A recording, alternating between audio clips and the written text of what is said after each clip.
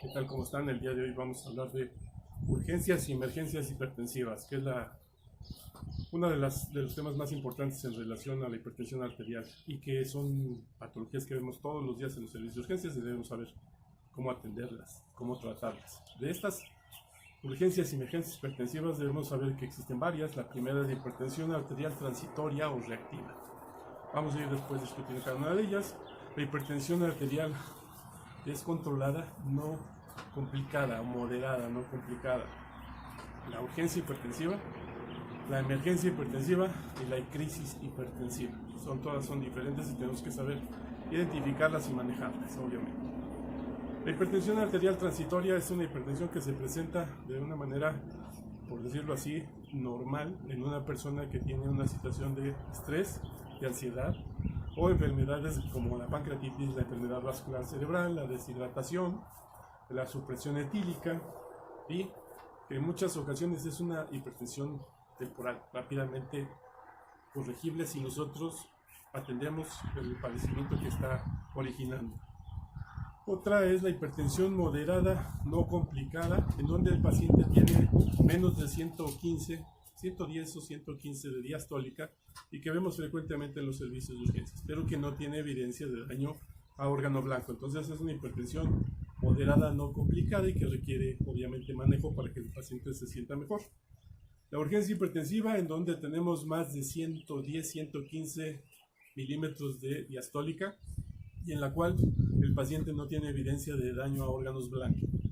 Eso se conoce como urgencia hipertensiva. Y la emergencia hipertensiva, que es relativamente menor en cuanto a frecuencia, en donde hay evidencia de daño en órgano blanco. O sea, la diferencia entre emergencia y urgencia es que en la emergencia hay evidencia a daño a órgano blanco, es decir, corazón, riñones, pulmones, cerebro. Afortunadamente no es tan frecuente la emergencia hipertensiva y la gente dice, bueno, ¿y cómo voy a saber si tiene evidencia de daño a órgano blanco? Pues si tiene encefalopatía hipertensiva. ¿Qué es la encefalopatía hipertensiva? Pues es un proceso inflamatorio del cerebro a consecuencia de la hipertensión arterial. ¿Cómo se manifiesta? Pues el paciente puede tener cefalea intensa, náusea, vómito o síntomas neurológicos como confusión, agitación, ansiedad. A veces el paciente presenta crisis convulsiva y puede incluso llegar al estado de coma como una manifestación de encefalopatía hipertensiva. Ahora, ¿cómo puedo saber a nivel cardíaco que hay una evidencia de falla por la hipertensión? Pues el corazón es el órgano blanco afectado. Pues ahí tendremos que tomar un electrocardiograma para verificar si no hay una angina hemodinámica, que es decir, que hay una evidencia de isquemia en el corazón a consecuencia de hipertensión arterial descontrolada, o bien el paciente clínicamente tiene evidencia de falla cardíaca como edema agudo del pulmón. Hemos visto pacientes con edema agudo del pulmón a consecuencia de ¿qué? De hipertensión arterial extrema, de una emergencia hipertensiva o de una crisis hipertensiva como tal. ¿De qué otras manifestaciones? Pues el paciente puede presentar un síndrome coronario agudo como un infarto. Hay la posibilidad de que el paciente también presente disección aórtica, que son complicaciones muy graves y que a veces no las diagnosticamos. ¿Por qué? Porque no lo sabemos.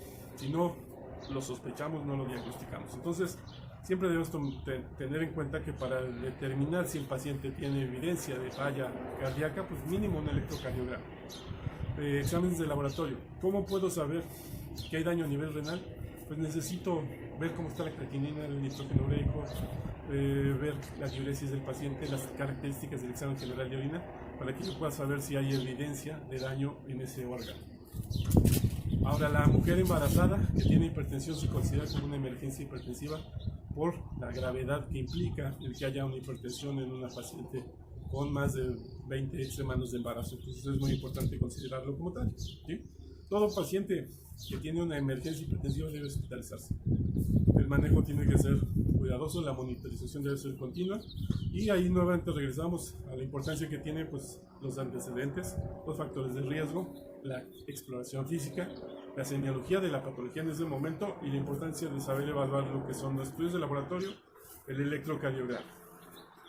¿Qué medicamentos vamos a utilizar en una emergencia hipertensiva? Pues tenemos el nitroprusiato de sodio, la nitroglicerina, el diazóxido, la hidralacina y los betabloqueadores endovenosos, que a veces es difícil conseguirlos. Quizás el que más se utiliza o el que más importancia tiene en relación al manejo de la emergencia hipertensiva es el nitroprusiato de sodio, que es un vasodilatador mixto, arterial y venoso. Por lo tanto, disminuye pre y disminuye poscarga, disminuye la demanda cardíaca de oxígeno, pero también puede disminuir el flujo sanguíneo cerebral, no afecta el flujo sanguíneo renal e incrementa la actividad de la renina. La ventaja del nitroprusiato es que su efecto es muy rápido, entonces en cuanto nosotros empezamos a administrar el medicamento, empieza a hacer efecto y su vida plasmática es corta, por lo tanto también en cuanto suspendemos el medicamento el efecto empieza a desaparecer. Puede haber toxicidad, aunque no es tan común, se puede utilizar en los niños y lo recomendable es que se utilice siempre en un sitio donde tengamos al paciente monitorizado y que tengamos una bomba de infusión, porque de otra manera tenemos el riesgo de administrar dosis muy altas y que puedan ser deleterias en el paciente. ¿Qué otro medicamento? Dentro de los beta bloqueadores selectivos, el abetalol es muy útil, tiene un efecto beta mucho más importante que el efecto alfa. La eliminación es hepática y su inicio de acción es en 5 a 10 minutos con una vida media de 5 horas, entonces tienen efectos diferentes. Reduce la presión arterial sistólica, no produce taquicardia, que es muy importante en el paciente con cardiopatía isquémica. Sabemos que el paciente que tiene un infarto y en el cual hay una hipertensión, no debemos utilizar medicamentos que aumenten la frecuencia cardíaca porque aumenta el consumo de oxígeno. Puede utilizarse en enfermedad vascular cerebral. El abetalol es útil en cardiopatía isquémica, como se mencionaba, y como una probabilidad nada más hay que tener en cuenta que todos los beta bloqueadores producen broncoespasmo, por lo tanto puede producir una crisis de broncoespasmo, hay que estar al pendiente de la ventilación del paciente. La dosis son bolos de 40 a 60 miligramos cada 30 minutos, cada 60, dependiendo de la respuesta del paciente, y se debe valorar la dosis siguiente en el paciente. Por eso es importante mantenerlo monitorizado.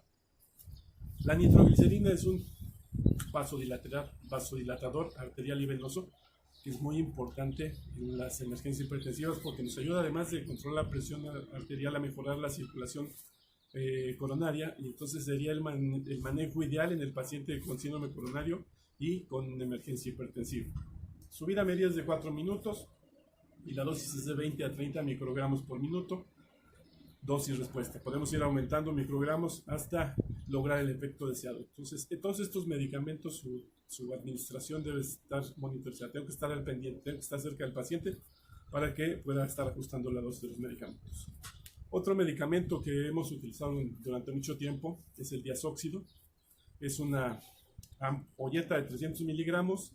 Se administra en una sola dosis en bolo. Usualmente utilizamos 150 miligramos y es media ampolleta, y su efecto dura 12 horas. Entonces es un medicamento el cual nosotros lo administramos, vigilamos al paciente y sabemos que va a mantener la presión arterial controlada durante un tiempo prolongado. Pues su metabolismo es renal. No es recomendable en el infarto agudo del miocardio porque aumenta la frecuencia cardíaca y por lo tanto aumenta el consumo de oxígeno del miocardio. Disminuye la poscarga e incrementa la precarga, aumenta el gasto cardíaco renal y el cardíaco y el renal, disminuye el gasto cerebral y no se utiliza en embarazo, no es útil. Entonces la dosis es de 1 a 3 miligramos por kilo en bolo y recalco, utilizamos 150 miligramos y si no funciona entonces se utilizan los otros 150 miligramos, es decir, la otra mitad de la ampolleta, para una dosis máxima de 600 miligramos en 24 horas. Entonces es muy útil, pero a veces cuesta trabajo tenerlo en disponibilidad. ¿Qué otro medicamento? Tenemos la hidralazina, que se utiliza principalmente en la paciente embarazada, tiene un efecto a nivel arteriolar, su inicio de acción es de 10 a 30 minutos y su vida media es de 6 horas aproximadamente, por lo que se administra con esos lapsos, con esos horarios cada 6 horas. Entonces es de elección en la preeclampsia y eclampsia, pero también produce taquicardia refleja, por lo tanto en el paciente con isquemia no es conveniente su administración. En la embarazada, la utilización de hidralazina casi siempre está asociada a la administración de sulfato de magnesio y es un tema independiente, pero debemos tener en cuenta que en el embarazo se considera como emergencia hipertensiva. Bien, vamos a continuar posteriormente con otros temas relacionados a cardiología y a urgencia.